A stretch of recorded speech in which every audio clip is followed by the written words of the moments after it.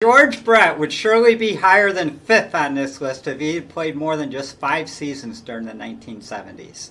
Despite only those handful of seasons, he was a 4-time All-Star and twice finished in the top 3 for MVP voting. 3 times during the decade he led the league in hits, including 1976 when he had 215 and ended up winning the batting title with a .333 batting average. During that same season of 1976, he would break a major league record by hitting safely 3 times in 6 consecutive games. For the decade, he would hit 73 home runs, nearly 500 RBIs, have over 500 runs scored, and somehow still found time to steal 100 bases. While Brett never won the MVP in the 70s, he did win the MVP the very next year in 1980, and he would finish his career second on the all-time list for most hits by a third baseman.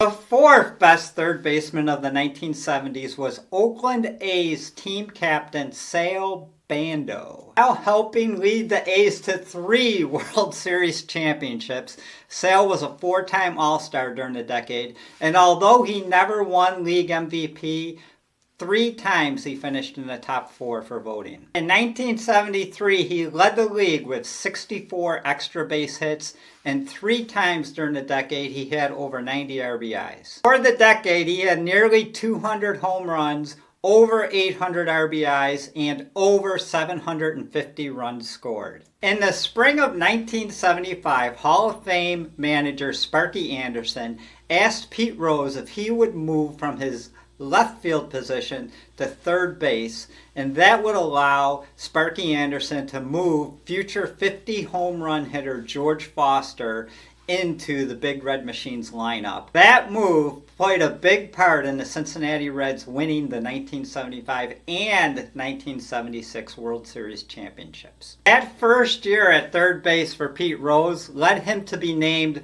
Sports Illustrated Magazine's Sportsman of the Year, and he went on to win the 1975 World Series MVP award. During the 1970s, Pete Rose was a 9-time All-Star. He hit over 309 times, and 7 different seasons he scored 100 runs or more. During a game in 1978, Pete Rose would go 5 for 6 with 3 home runs, and then 5 days later he would become just the 13th major league player in history to record 3,000 career hits. And of course, just a handful of years later, he would become just the 2nd player in Major League history to record 4,000 hits. During the decade, Pete Rose would lead the league in hits 4 times and score what is to me a mind-boggling over 1,000 runs. The 2nd best third baseman of the 1970s goes to Graig Nettels.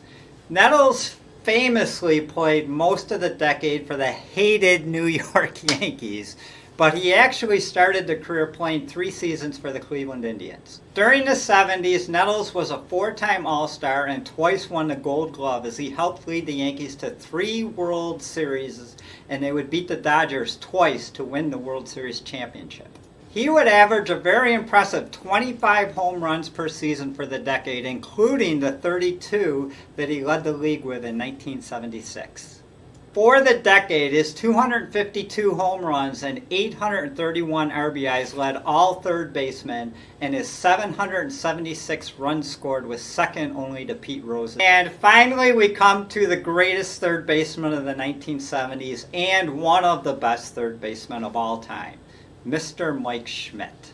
Schmidt is known for his great power and very strong defensive skills, but he probably isn't getting enough credit for being very patient at the plate. 5 times during the 1970s, he had over 100 walks, including a league-leading 120 in 1979. None of Mike Schmidt's 3 career MVP seasons occurred during the 1970s, but during that decade he did lead the league in home runs 3 times, and a 4th season he hit 45 home runs. During the 70s he won 4 Gold Gloves, and in 1974 he set an all-time record for third baseman that still stands with 404 assists.